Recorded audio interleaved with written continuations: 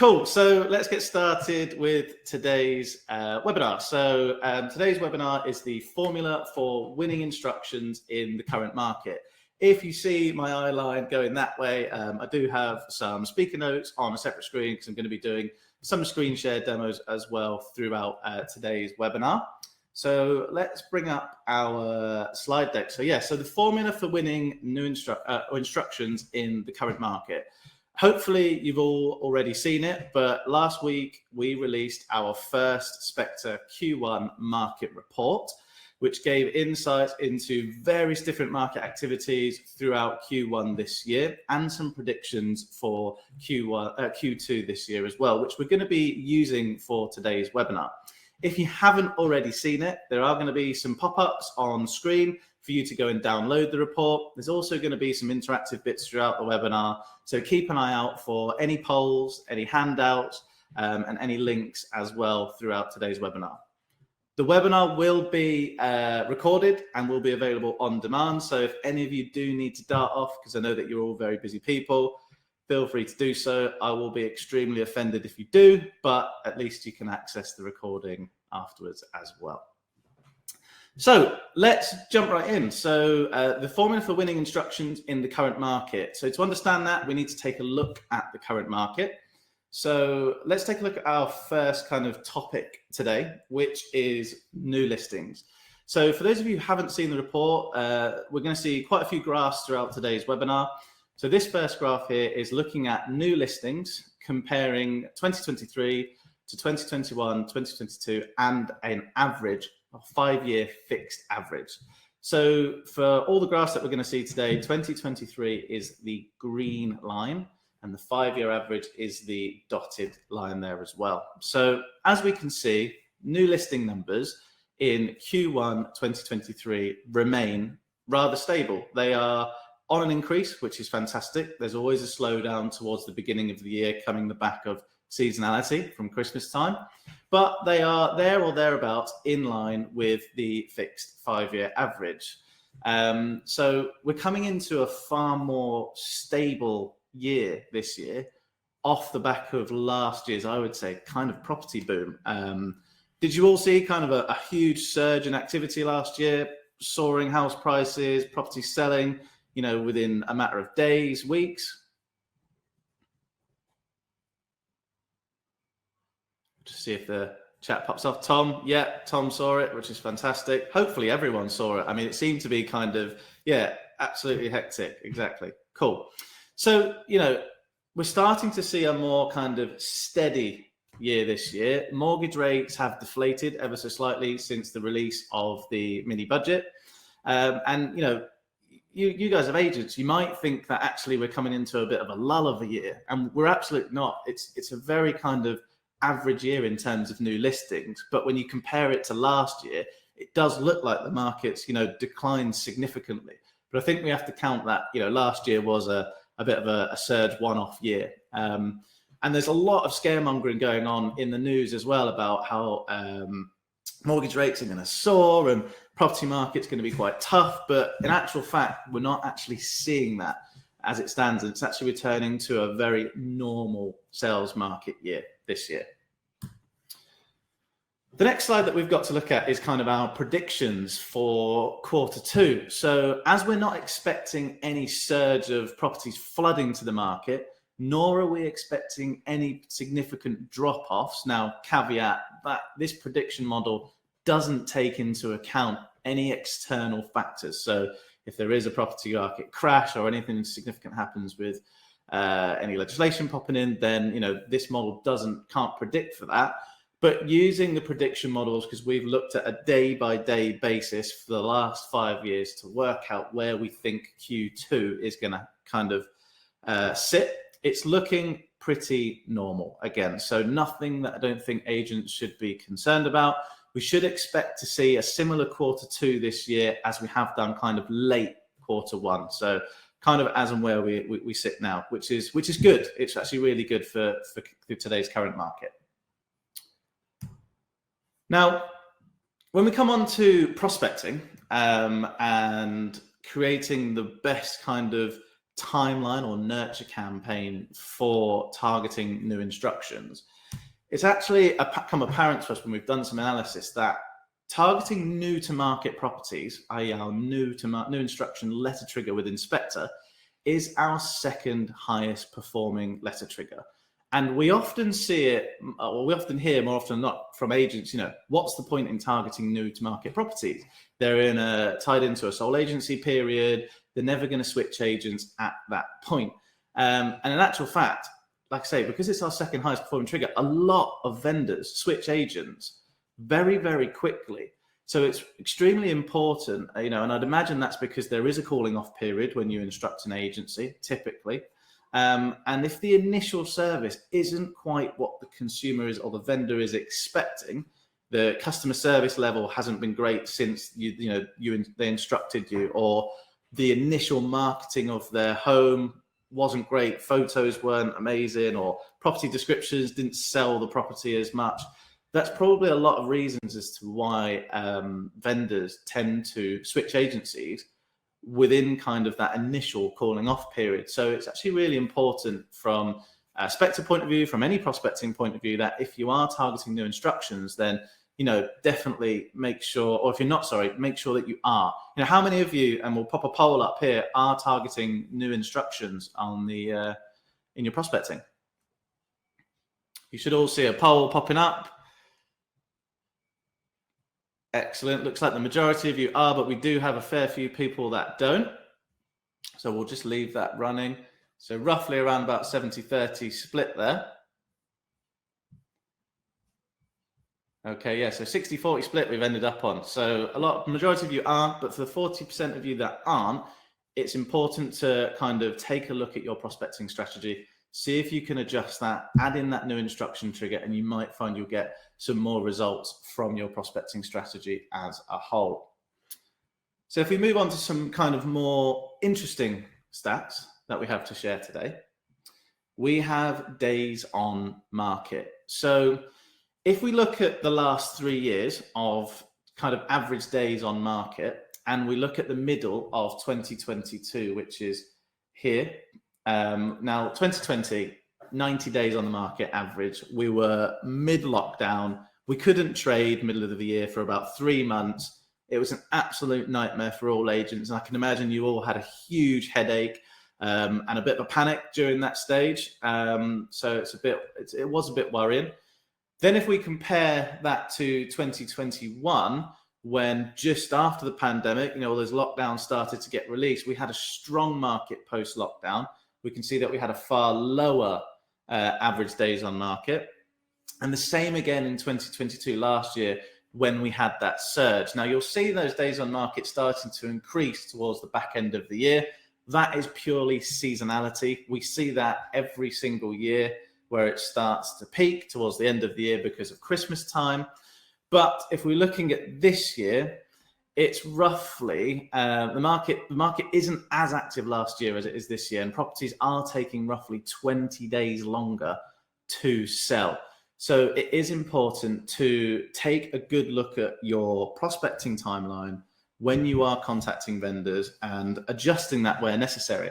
I would imagine not a lot of you change your prospecting timelines, change your prospecting material that often. How many of you change that on a regular basis, let's say monthly? We'll see what results we get in the chat. So whilst we wait for the chat, so we've got not monthly, we don't change that often. How many of you changed them in the last 6 months? And that is content and timeline. So we've got quite a few people there, which is good, which is really good. So let's just let's do a bit of a screen share now. So I'm going to stop sharing my presentation, and I'm going to share Spectre. So hopefully you can all see my screen now, which is great. And we're going to look at the prospecting timeline. So as we mentioned before, what does your prospecting timeline look like? It's important to have a new instruction trigger set up, or it's important, if you're not using Spectre, to target new to market properties. Now, typically on average, I would say that the average sole agency period is roughly around 12 weeks, can be a bit longer, can be a bit shorter, but the average tends to sit about 12 weeks. So if we're targeting the new instructions, we do want a good couple of triggers before that average sole agency period ends. It's great for brand awareness. It's great for showing how proactive you are as an agency. And again, you might catch some people before that calling off period. But if they're outside the calling off period, typically 3 weeks, 8 weeks before that 12-week period, then it's great to just show the proactiveness of your agency and maybe educate the vendors on how they could, do whatever they can, or get their agents do whatever they can to help sell their house. Now, because properties are taking on average 20 days longer to sell, we do want to make sure that we are targeting some properties who have been on the market for quite some time. So post sole agency. Now, post sole agency triggers or timelines are very effective. That is when you will start to be aggressive, is not the right term to use, but more pushy to try and convince that vendor that if they're sat on the market for that long in this current market, something isn't going right for them. And there might be something that you can do to help them. So making sure that we've got some post sole agency triggers on there, and not neglecting those as well that have been on the market for 20 weeks plus or 16 weeks plus, because they are low hanging fruit for you all. So just making sure that you have those set up within your Spectre accounts. Stop sharing and go back to our slide deck. Cool. So that is days on market. If we move through to our next slide, we've got properties sold within 4 weeks. So the number of properties selling within 4 weeks is quite a bit lower, as you can see here, than it was compared to last March. And I believe that's down to one particular element, and we are going to cover that one particular element within this webinar. But why do you think that is? And I'll pose that question to yourselves there in the chat. Why do you think that properties selling within 4 weeks is lower this year than it was last year? Hopefully we can get some good insight or some good... Tom, vendors still expecting high prices? Absolutely. So kind of hit the nail there, bang on the head. More stock, more choice, less urgency. Okay, Eva, yeah.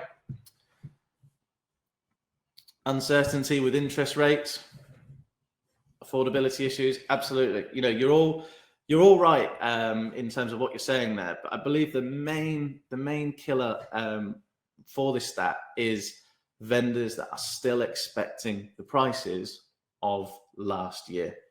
And that brings us quite nicely onto our next slide that we're going to look at today, which is price reductions.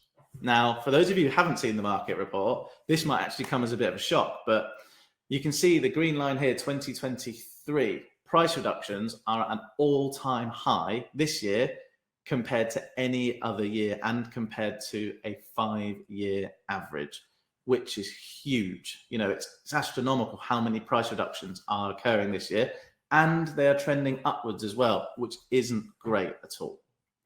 So we do have some stats for price reductions for you all. And that is, we saw a 50% increase in price reductions compared to Q1 last year. 50% is just ginormous. It's ridiculous. 16% of properties that have reduced price have dropped their price more than once. And again, that just shows that if we don't get the pricing right originally, then the experience that vendor's going to have is going to be, a bit negative or quite negative. And that's not going to bode well for potential withdrawals and then, changing agencies, which isn't great at all. So price reductions being at an all-time high is very alarming. So because of that, and because properties are having, or 16% of properties are reducing their properties more than once, then it is important to make sure that within your prospecting timelines, and I'm going to flip back to Spectre very quickly, to make sure you are targeting price reductions. And you can mention on your price reduction content that vendors are still expecting prices of last year, which is why your agent might have given you X price. And you can also say that actually, you can try and set their expectations within that letter. As well as just targeting price reductions, it's important to also have some post-price reduction triggers as well. And the reason for that is, If you imagine you're a vendor and you've just agreed a price reduction with an agency, you're going to wait a while to see what that effect that price reduction has had.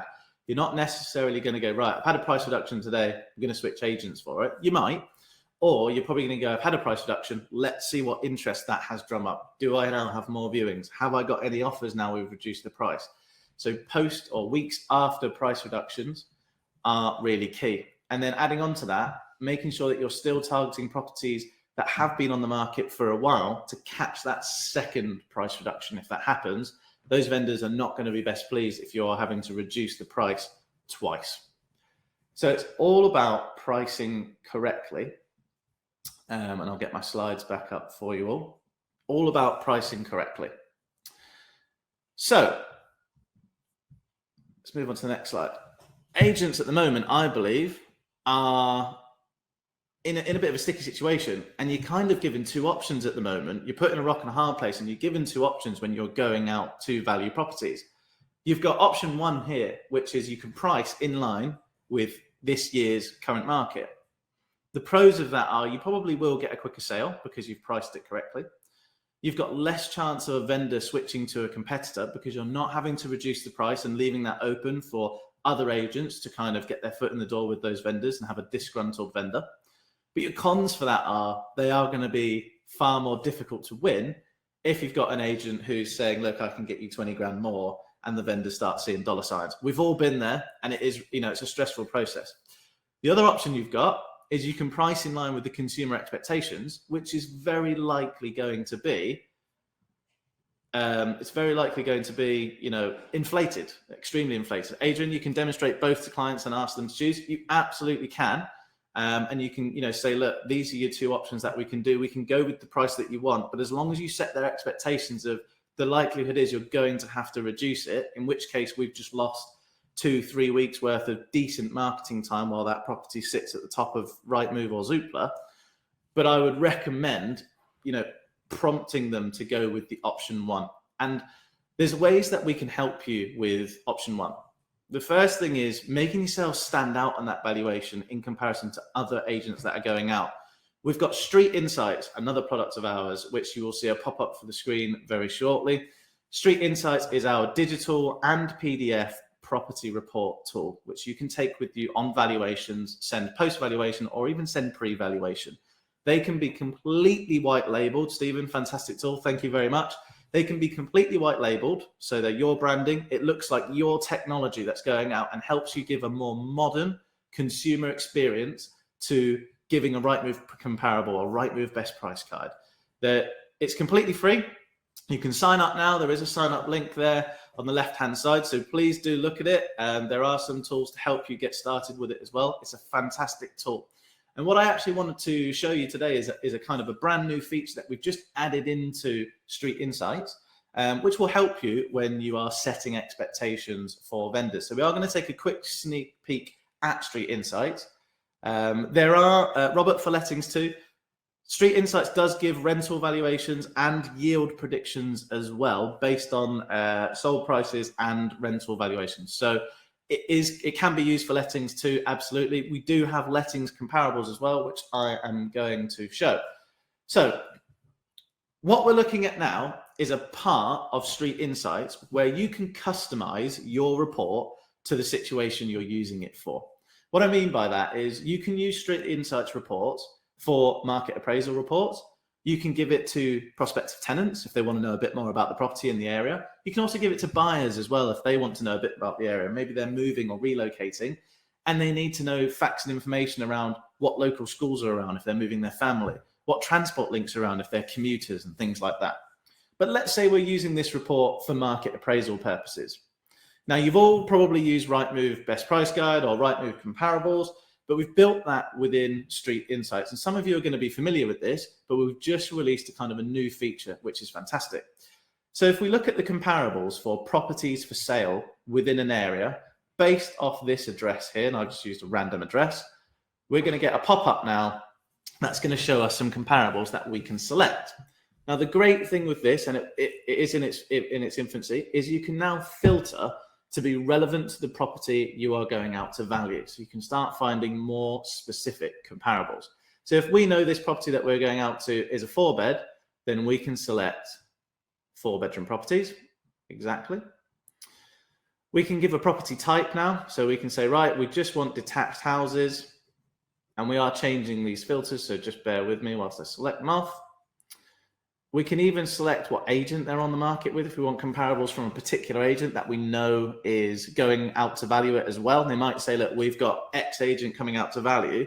You could even pull up their comparables and say, look, this agent typically overvalues properties. They've been on the market for X amount of time. They always have to reduce, just to back up your valuation. You're setting expectation with clear evidence.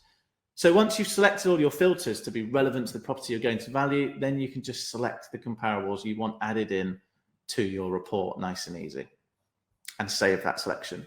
We do have the same for lettings. I know someone asked for lettings as well. We've got lettings comparables in here with the exact same filters as well. So do feel free to sign up to Insights if you haven't already. Like I say, it's completely free. Or if you are on Insights, just take a look and play around with that new feature. I think you'll find it really, really useful. As well as on-market comparables then, to back up that first option of setting expectations, if we look at the raw report of Street Insights, which is here, and we scroll through to recently sold in your area, it's all great giving comparables of what's on the market for sale. But if all your agents in your area are inflating those prices to win those instructions, it's great to be able to set expectations with a vendor by looking at what's recently sold and looking at the actual completion prices that they've sold for. This will help you set those expectations. If you have a property on the market, or you're saying, for example, this house is going to be worth roughly 400,000, but all the other agents are putting it on for 420,000, and you can see that they're all selling for 400,000 completion price, you know that that's your accurate valuation there or thereabouts. And you can give that information, leave this with them on an email so they can access it online or on their mobile, leave it with them on a PDF on their coffee table. But it's just helping you back up that option one of setting expectations, of valuing at the right price, and being the agent that is educational for vendors.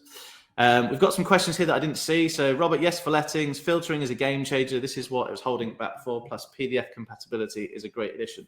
Thank you, Lewis. I really appreciate your comments there. Hopefully you can all take a look and play around with that today. Like I say, Street Insights gives a fantastic modern consumer experience.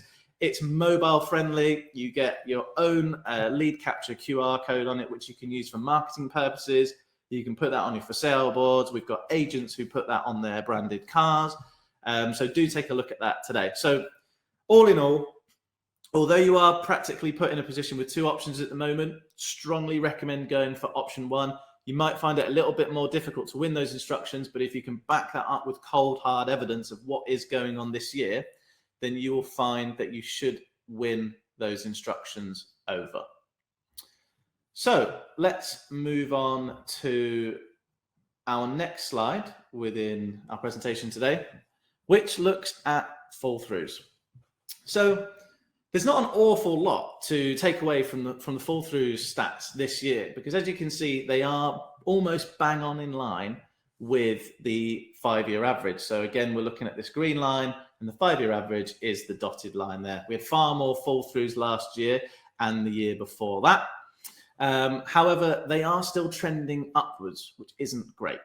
So, what, and I'll ask the audience here as well, so please use the chat. What do you think this could be? Why would it be trending upwards? Do you think it could be to the overvaluing, the inflation of property prices, and mortgage vows being thrown out because lenders don't agree with that price? What do you see in your area at the moment? What's happening?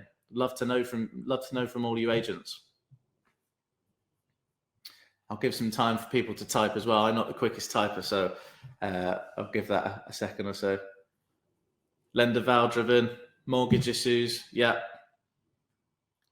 A lot down to values, this in not so much. So different in Stephen's area. Yeah, so mortgage vows down valuing. So common theme there. So again, that just goes back to how important it is to actually price it right.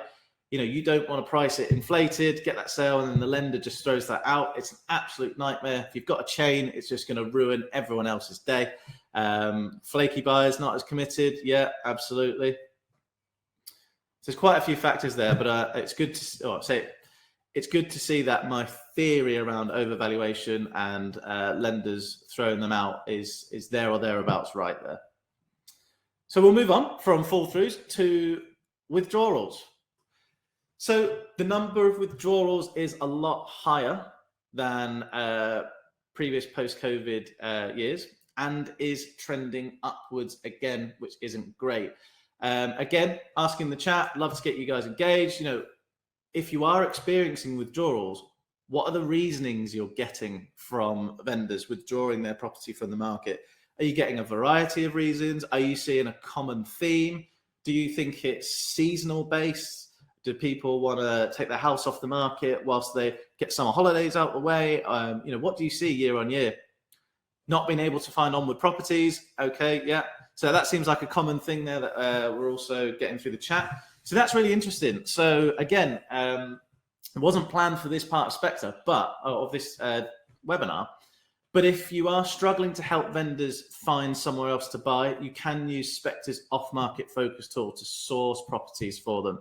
Don't know how many of you are doing that at the moment, but you are able to target a particular area that vendor wants to move to. You are able then to filter out property types, styles, number of bedrooms, budget that they've got, and target that maybe street or cul-de-sac to help them source a property. And if you are on a valuation and they're saying, look, I want to put my house for sale, but I haven't found anything to buy yet, you can do a Spectre campaign for them there and then. Easily does it on an iPad if you take that with you, or get that done when you go back to the office. And that will help put their mind at ease that you've got someone actively looking to find them their next home, to convince them now's the right time to put their property on the market. So good to see that we've got a very similar theme there, and we can hopefully try and tackle that within Spectre. Now, there are a few things Spectre can help with on withdrawals. So if I just go back to the timelines that we were looking at before, we do have in Spectre withdrawal triggers, and we also have in there post-withdrawal triggers as well. So 3 weeks after withdrawal.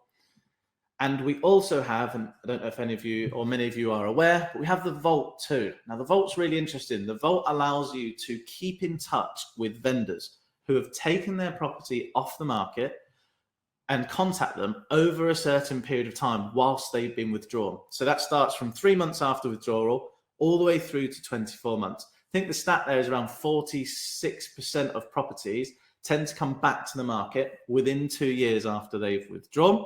So it's really important to target those. Now, the Vault does cross-check any property against the land registry to make sure it's not been sold privately in the meantime. So do make sure that you've got your Vault triggers set on.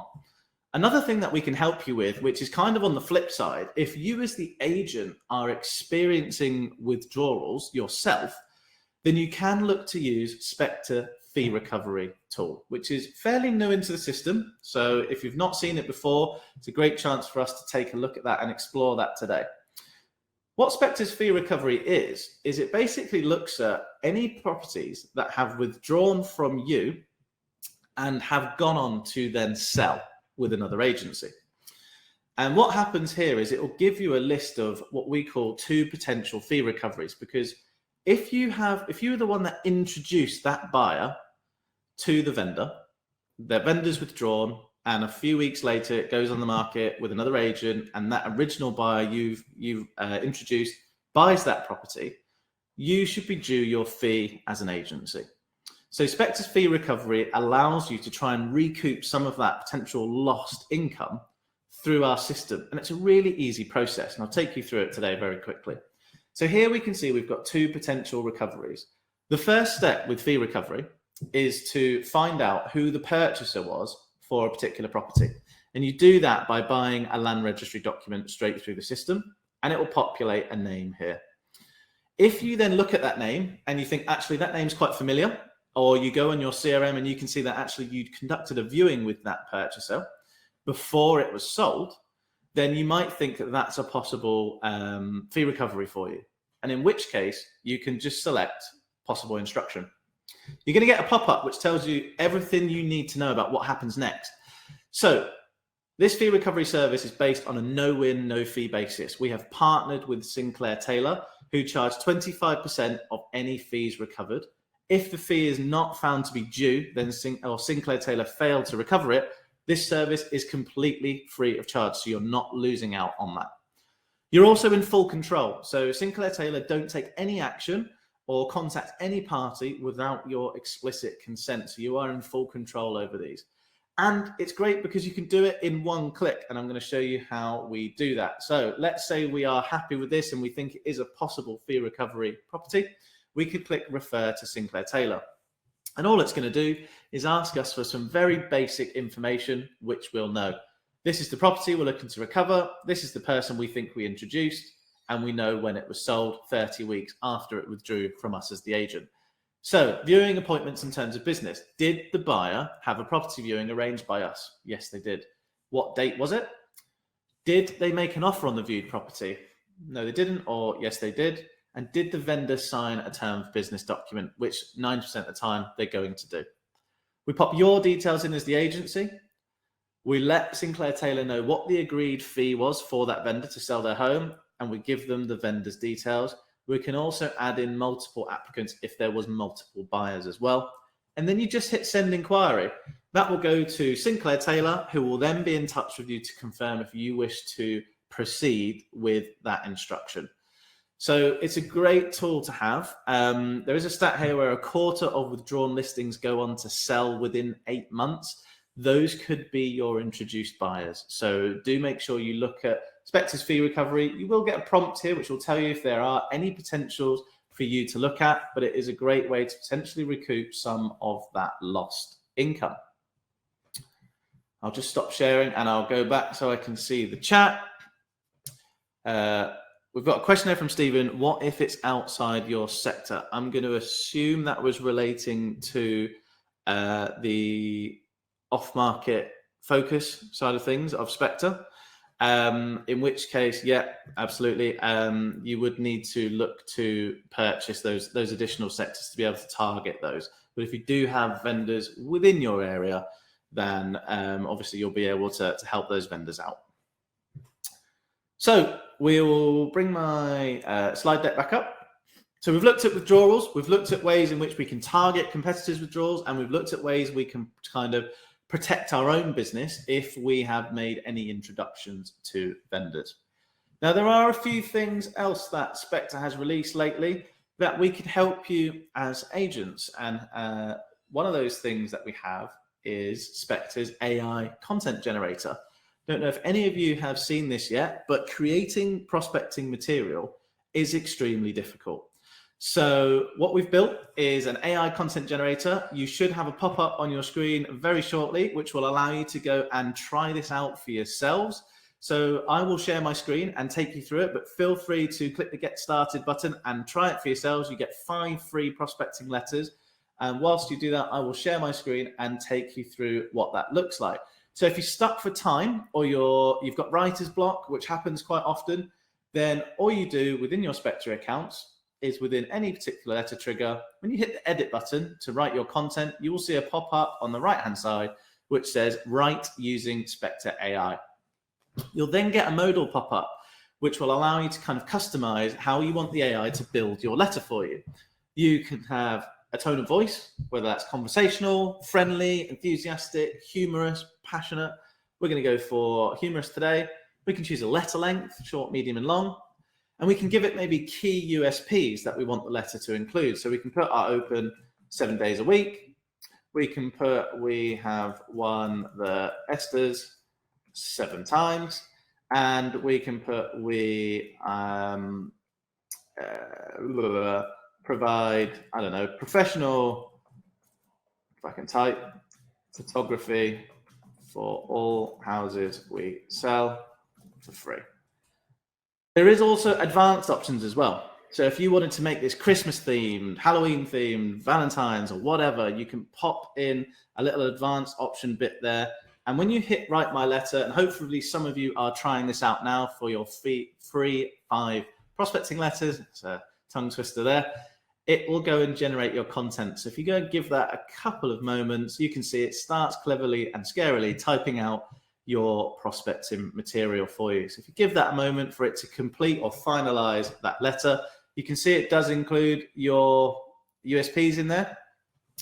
Now, if you're not entirely happy with the letter that it's created, just hit retry and it'll redo a completely new letter for you, or change the inputs that you've given it straight away. And if you are happy with it, just copy that content, paste it in here, and you still have the ability to personalize it. So at least it's giving you the backbones of a decent prospecting letter.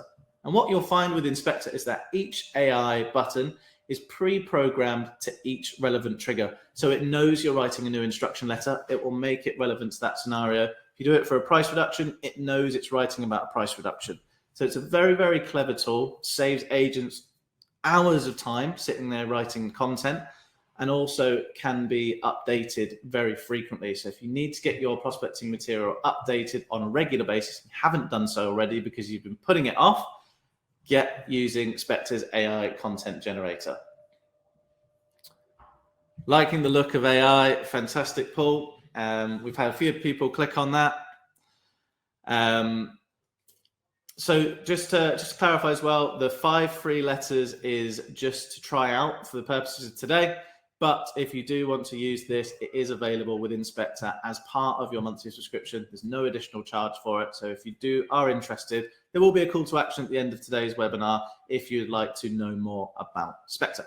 I know that some of you have recently joined as well. So if you're not familiar with that, do have a play around with it. It is a fantastic tool to use. So yeah, we've covered AI content writing. We've then got another feature that we have within the Spectre system, which we've launched very recently, which is automated prospecting. We've had it time and time again where agents are too busy. They don't have time to prospect, or they forget about using Spectre, or they put it to the back burner because they've got such a busy office and prospecting is kind of the last thing that they get to do. Well, that doesn't need to be the case anymore. We have released automated prospecting for your prospecting letters as well as your 2020s within Spectre.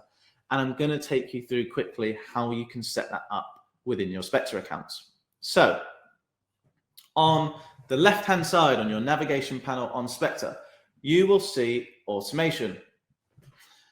Automation, like I say, can be turned on for regular letters, which are your on-market prospecting letters, and 2020s. You are able to select the days you want your campaigns to be generated. So you can target every day, every other day, twice a week. I would recommend no less than twice a week so you don't miss any opportunities within your Spectre account.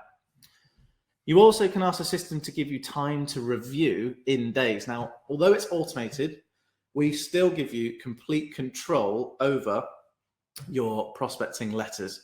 Time to review means that on 8 a.m. on the day of or the day before, depending on how many days you give to review, it will send you a preview of everything that is going to be sent out, where you can deselect or select properties to be removed from your campaign. So it is automated, but you do get the chance to review it. You can select who in your office you want to review those letters. And if you want multiple people, you can add as many reviewers as you like, and you will all get an automated email, which I'm going to show you very shortly what that looks like as well. Automating your 2020s works in the exact same way, but does require a little bit more setup. So again, we can choose what days we want to automate our Sold in Your Road or 2020 campaigns. Now, if you've got it set to every day, but you don't have anything sold recent that day, don't worry, it's not going to send anything or make anything up. It's just going to skip it to the next day until there is one to send. Now, we can choose how many off-market properties as default we want it to send to. We can choose the on-market radius, for those of you who are familiar with our 2020 service, of how far out we want to target for each property. We can select to use our AI propensity to sell model. I recommend everyone to have that turned on. It's got a great returns factor on it. That is showing or targeting off-market homes that are most likely going to come to market to sell within that drawn radius. So do make sure you have it on. But if you don't and you just want to do a standard 2020 targeting maybe 20 doors either side, then you can select closest properties by origin. You have time to review on here as well, because we want you to have full control over these postcards or letters being sent out. And that's right, you can automate postcards being generated. The only way you can automate postcards being generated is if you have your Spectre account integrated with Street Insights. So you will need both. Now, obviously, Street Insights is free. If you sign up with Spectre, you get a Street Insights Pro account for free as part of that subscription, which gives you further white labeling opportunities, and you can integrate it with Spectre, which means that it automatically pulls through property front shots that we've got from your Rightmove or Zoopla, your property listings that we've captured, and it throws them into your postcards. Now, this is just a preview. It's not going to throw a property image here because it is the preview, but you can kind of see or select which postcard template you want it to use for your automated 2020s. Again, we could throw in a reviewer or we can throw in multiple reviewers. So that's how you turn on automation. You'll find that on the left-hand side, just above generate letters. So what does it look like when you've got stuff to review? So if I flick back to our presentation and we look at what it looks like before you review. So you get an email, 8 a.m. the day before, or however many days you set to review, which will say that you've got a campaign that's been automatically generated. You'll see here how much time that automated campaign has saved you, and it will take you to a link just here, which will show you all the properties that it's going to be sent to, and you can choose to remove those as and when you wish. So you do have full control over your automation.